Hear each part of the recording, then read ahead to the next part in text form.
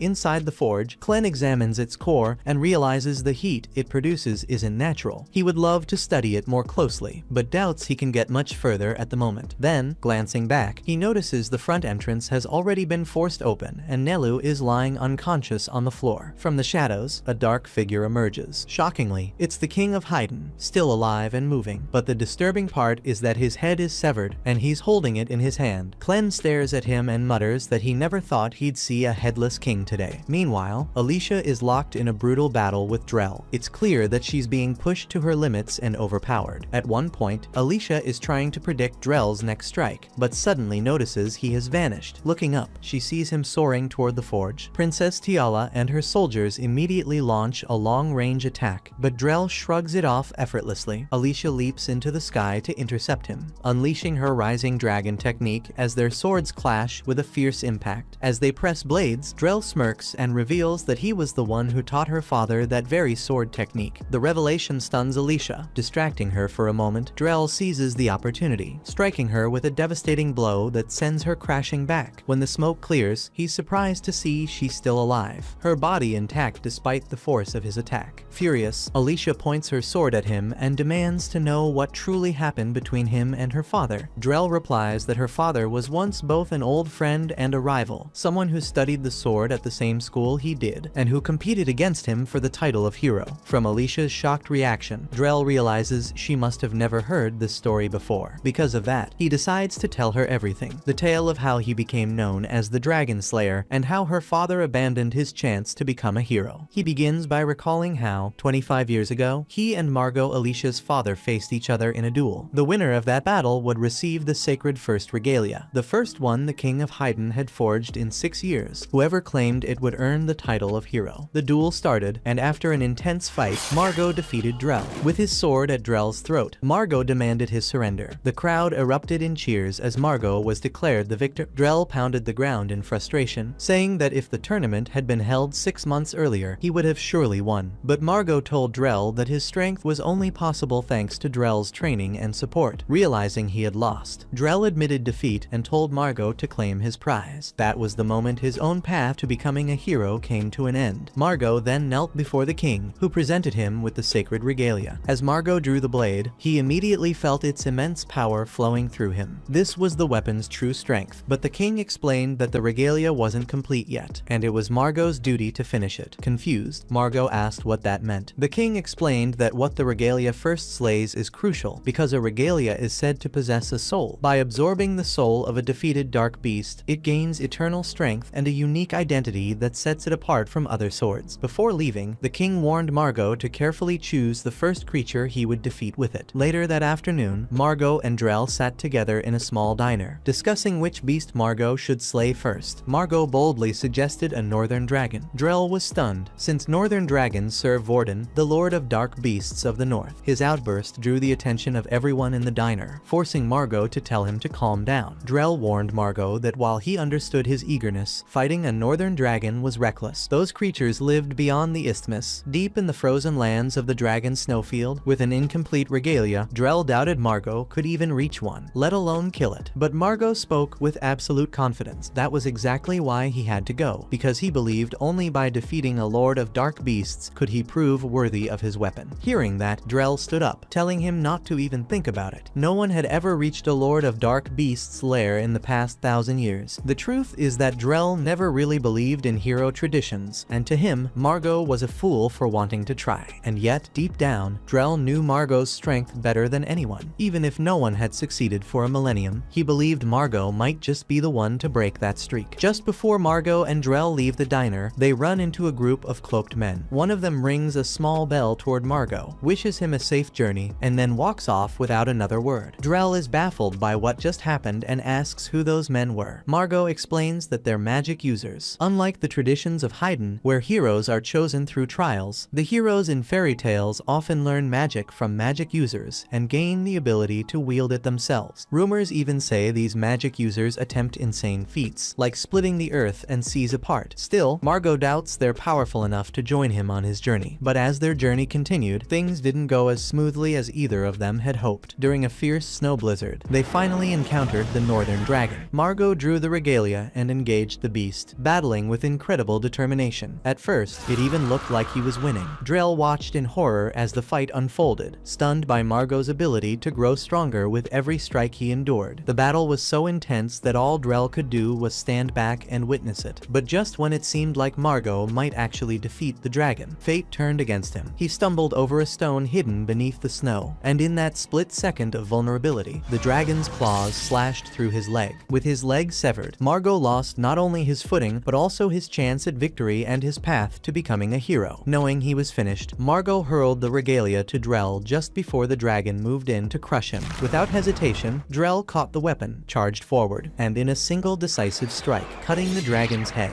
Breathing heavily, Drell stared at the regalia, hardly believing he had just slain a northern dragon. But then the blade began glowing with an ominous red light. Before his eyes, the sword absorbed the dragon's soul and power, transforming as the energy poured into it. Drell realized in awe that this was the true power of a regalia. At that moment, a massive beast appeared behind him. Its presence was so terrifying that Drell couldn't even move. To his surprise, the beast simply looked down and asked if he was the one carrying the regalia. The next thing Drell remembered was waking up in the enormous footprint left by that monster. That encounter changed him. If he had gained such power from this, then what meaning was there left in the title of hero? The story shifts back to the present, where Drell tells Alicia that he and Margot survived only because one of his comrades saved him that day. As for what happened to Margot afterward, Drell says Alicia should know better than he does. He explains that when people began calling him the Dragon Slayer, it only reinforced his belief that the legends of heroes were lies, just clever tricks meant to deceive them. He declares that the King of Haydn had been hiding the truth from everyone, the truth about magic itself. Drell believes that the deepest secrets of magic are sealed within the Haydn Forge. As he says this, an eye opens on his forehead, and he summons a massive dragon made of bones. Princess Tiala sees the creature and instantly recognizes it as necromancy, something she has only read about in books. Drell mounts the skeletal dragon and launches an attack, blasting Alicia downward with a single strike, and after that, he's seen flying off toward the forge. From the rubble, Alicia forces herself up. Her arms and legs are badly broken, but thanks to the immortality granted to her by Clen, her body rapidly heals itself. Even so, the agony is unbearable, something she knows she'll never grow used to. Looking up, she realizes Drell is gone, but his words gave her vital clues, information that might help Clen discover who is truly behind everything. She climbs a wall, speaking telepathically to Clen to share what she learned, but inside the forge, Clen cuts her off, telling her to shut up. He's watching something rather interesting unfold. The headless king of Haydn is preparing to throw his own grandson into the forge. That statement shocks Alicia, so she keeps trying to communicate with Clen, asking for more details, but this time he doesn't respond. Just then, the princess walks in, asking Alicia how she's doing. Alicia is surprised to see the princess here on her own without a guard, but Tiala explains that she slipped away during the smoke and chaos because she wanted to speak to her directly. Tiala asks Alicia how she's still alive, since she thought Alicia and her entire squad had been slain by Clevites. She then asks if anyone else survived, but Alicia tells her that she is the only one who made it out alive. Though saddened by the news, Tiala is still relieved that Alicia returned, even if she came back alone. Tiala then informs her that Hydrat doesn't have enough soldiers left to stand against Drell's forces. Now that Drell has obtained a regalia, it's only a matter of time before they're completely overwhelmed. However, because Alicia also possesses a regalia, Tiala believes she is Hydrat's last hope to defeat Drell. Alicia responds with determination, promising to do her very best for Haydn and for her fallen comrades. Then Alicia remembers something important. She tells Tiala that her son, Luna, is still alive, At first, Tiala refuses to believe it, so she presses Alicia for proof. Alicia explains that when Luna was found, he was wrapped in cloth bearing a royal seal, a mark that proves he has pure Haiden blood. Overcome with emotion, Tiala bursts into tears of joy. Realizing her son still lives, she immediately begs Alicia to take her to him, not wanting to reveal Clen's true identity. Alicia hesitates. Instead, she tells Tiala that Luna was taken by one of her comrades to the royal forge. Alicia insists she doesn't have time to explain everything, because she must go after Drell. Hearing this, Tiala asks to come along, but Alicia refuses, saying it's far too dangerous. She assures Tiala that she will return her son safely. What Tiala must do now is find a safe place to hide. But Tiala refuses. She declares that she doesn't care about the danger, and that she would follow Alicia into the pits of hell if it meant being reunited with her son. At this point, Alicia realizes she cannot convince her otherwise, so she reluctantly agrees to let her come. Meanwhile, in the forge, the king of Haiden is preparing to sacrifice his grandson to the flames. Just as he's about to drop Luna inside, Clen steps forward and extends his tail to stop him, asking if he's truly certain about going through with this. Clen even doubts whether the child is really his grandson, but the king confirms it. He insists that Luna is absolutely his blood, a direct heir of the royal line, without question. So Clen presses him further. If Luna is truly his heir, why sacrifice him? The king explains that his body no longer moves by his own will, but is instead guided by the forge itself. Clen, confused by this, asks what he means. The king clarifies, every king of Haiden must go through this ritual. They are brought before the forge, burned to ash, and then revived anew to take the throne. This has been the sacred tradition of Haiden for centuries. Normally, the ritual begins with a naming ceremony where the child's true name is carved into the forge. From that moment on, they can never resist its call. The king reveals that Luna is publicly known as Hydaelius VI, but his true name is Toth. Since his naming ceremony was never held, his name was never carved into the forge, and therefore the forge cannot compel him to step inside. Hearing this, Clen concludes that the king himself must have gone through this ritual, which explains why he can even detach his head from his body at will. The king admits this is true, but then reveals something tragic. His son Luna's father was too afraid to answer the forge's call, and instead ended his own life. The king blames himself, saying that he made a mistake by revealing the truth to him before his coronation. Still, he doesn't dwell on it, because in his mind, the death of one heir only means the next will take their place. After saying this, the king proceeds with the ritual. Clen watches as Luna is dropped into the forge and instantly consumed by its flames. Standing at a distance, he can only watch the entire scene unfold before his eyes. Meanwhile, Drell soars high on his dragon after launching a massive attack on the ground below. His main goal now is to destroy the forge and everything tied to it, so he immediately steers his dragon toward it. Caught in the blast of Drell's attack, Alicia and Tiala are left on the ground, struggling to regain their strength. Alicia manages to push herself up, but Tiala is too weak to stand. Without hesitation, Alicia kneels down and offers to carry her. With Tiala on her back, Alicia leaps toward the forge, determined to press on. As they move, Tiala begins to speak, saying she has something important to share, something her husband told her before he died. It was a message she could never forget, no matter how hard she tried. Her husband had once told her, the true heroes are long gone. The heroes of today aren't even capable of defeating the lords of dark beasts. That statement has haunted her ever since. Why was he so certain that no hero could defeat them? All she knows is that there are thousands of years of battle records, and not a single one mentions a hero defeating even one lord of dark beasts. Records older than that are vague, leaving her to question the entire legend of heroes. What proof exists that defeating all four lords would actually open the world? Of course, she asked her husband for answers, but he only gave her a cold smile and refused to explain. Tiala has since become convinced that the kings of Haiden have known the truth all along. If that's the case, then it means the king deliberately sent her and her comrades on that doomed mission, fully aware they would never return. Tiala insists that they must find a way to break this corrupt cycle, and even if they can't completely destroy it, they at least need to face the truth and fix whatever they can. Otherwise, the tragedies they've already endured will only continue to repeat. Alicia admits it's overwhelming to hear all this at once, but still, she says she has no regrets. For her, the attempt they made at the mountainside against Clevites was worth it. left. She could never just sit back, knowing she had a chance to make the world even a little better. To her, that's what it truly means to be a hero, and that, she says, is the exact opposite of Drell. Instead of facing reality, he despairs and seeks to destroy it. At first, Alicia's hatred for Drell came from her desire to avenge her father, but now, it's more than that. She feels she must defeat him as a hero. Hearing this, Tiala tells Alicia she truly is a strong hero, but Alicia disagrees. Compared to Drell and the Lords of Dark Beasts, she calls herself a weakling. Yet even so, that doesn't mean she will ever give up on being a hero. As Alicia stops for a moment to catch her breath, she admits something quietly. There have been times when she thought about giving up on being a hero altogether, but each time, she remembered someone who wouldn't let her. Curious, Tiala asks who that person was. Alicia only replies that it's someone she hopes Tiala never has to meet. Meanwhile, back inside the forge, Clem stands with a sharp smirk on his face. He taunts the Headless King, asking what happens now that Luna has supposedly been thrown into the fire. Wasn't Luna supposed to be reborn as the new king? The king turns and his eyes widen. In Clem's arms, Luna is sleeping peacefully, unharmed. In that instant, the king realizes the truth. Clem had swapped Luna out at the last second before the child touched the flames. With this revelation, Clem mocks the king, asking what will happen now that he has failed the master pulling his strings. Clem tells him he was a fool to think a puppet like him could ever stand against someone with free will. Moments later, the king collapses, his body falling into the forge. The flames consume him instantly, reducing him to ashes. Seeing this, Clem assumes the king has now been deemed useless and forced into death. Immediately after, flames erupt violently from the forge, surging outward in an attempt to burn both Luna and Clem. But Clem is already one step ahead. He conjures a barrier with his magic to block the blast. Scoffing at the dirty trick, he calls out to the forge master, demanding that he show himself and face him directly. At that moment, the ceiling of the forge explodes. Alicia and Tiala, watching from outside, are shocked by the sight. Nelu remains unconscious on the ground, still unmoving. Meanwhile, Drell notices the situation inside is escalating. The Lord of Dark Beasts working with him commands him to act quickly before it's too late, so Drell steers his dragon straight toward the forge. Seeing Drell approaching, Alicia urges Tiala to get to safety while she goes after Luna. She sprints toward the forge, convinced that Clem would never allow Luna to be killed, but she also knows she cannot let Drell reach the forge while under the influence of the Lord of Northern Dark Beasts. Suddenly, Alicia looks up and sees Rod plummeting from the sky, screaming Drell's name. Midair, he summons his ice javelin and hurls it down, striking Drell and slamming him into the ground. From above, Guard observes quietly, wishing Rod good luck. As Rod lands, he wonders if his attack was enough to defeat Drell, but when the smoke clears, Drell is revealed. Standing unharmed, his regalia had blocked the strike. With a smirk, he knocks Rod aside, mocking him for wasting his time. Alicia then joins the fight, striking with such force that Drell is pushed backward. Rod recovers and rushes to her side, thanking her for saving his life. After Alicia identifies him as one of the surviving 13 heroes, the two agree they must team up against Drell because on their own, they stand no chance. Drawing his sword, Drell recognizes their plan, to combine the power of their regalias in order to bring him down. He admits they are strong, but declares their efforts futile, because their strength is nothing compared to his. Two additional eyes open on his forehead as a blazing red aura engulfs him, his true power awakened. The battle begins, but it quickly becomes clear that the two heroes are being overwhelmed. Drell's strength is far beyond theirs. After being beaten back again and again, Alicia suddenly forms an idea. She shouts to Rod, urging him to unleash his ice javelin technique. Without hesitation, Rod obeys and hurls another ice javelin. Drell scoffs at the obvious tactic and dodges with ease, but fails to realize that Alicia has leapt onto the ice javelin itself. By the time he notices, it's too late. Rod seals Drell's feet with his ice prison technique, freezing him in place. This is Alicia's only chance. She leaps into the air, her blade glowing with power, and unleashes her descending dragon technique, slicing down to cleave Drell in half. As his face splits apart, Drell actually praises their clever plan, but when Alicia peers at his body, she is horrified to see that his insides are not flesh and bone, but dark ichor. Instantly, he transforms into his regalia form and counterattacks, slicing off Alicia's arm. She crashes toward the ground, but Rod catches her just in time, saving her from certain death. Reforming, Drell unveils his final, monstrous shape. He speaks coldly, declaring that no matter how hard humans try, they will never become true heroes. Rod demands to know what he means. Drell roars in response. The race that once ruled this world were the true humans, and ever since they vanished, the humans who remain are nothing but hollow imitations. He claims that wiping them out would be doing the world a favor. With a roar, he summons his dragon claw and blasts fire at them. Rod quickly shields both himself and Alicia, using his regalia to divert the flames. Meanwhile, Clem overhears everything through Alicia's shared perception. He now understands what Drell's master, Vorden, is truly after. Yet when he thinks about it, Clem realizes he has never once seen these so-called true humans Drell speaks of. Could it be that they disappeared before Clem himself ascended to the throne? If so, that would mean they vanished more than 1,000 years ago. Frustrated, Clem realizes Zafir must have known this all along yet chose to remain silent. Still, he cannot help but feel fascinated when he notices the strange book floating before him, the Book of Toe, one of the last remnants of the hero's legend. To even read it, Clem had to call upon his unending shadow, because its light and heat would have destroyed his eyes otherwise. What unsettles him most is that the moment he gazed upon the book, the forge itself vanished. From this, he concludes the book alone must be the true master of the forge, the very thing that drove past kings of Haydn to their deaths. Clem chuckles darkly at the realization. This book, the cause of all Haydn's misery, turned out to be utterly meaningless, and yet it had caused him so much torment up until now. Now, understanding the truth, Clem decides there is no reason to protect Luna any longer. He drops her gently onto the ground and walks away, muttering that he is disappointed in mankind. He had expected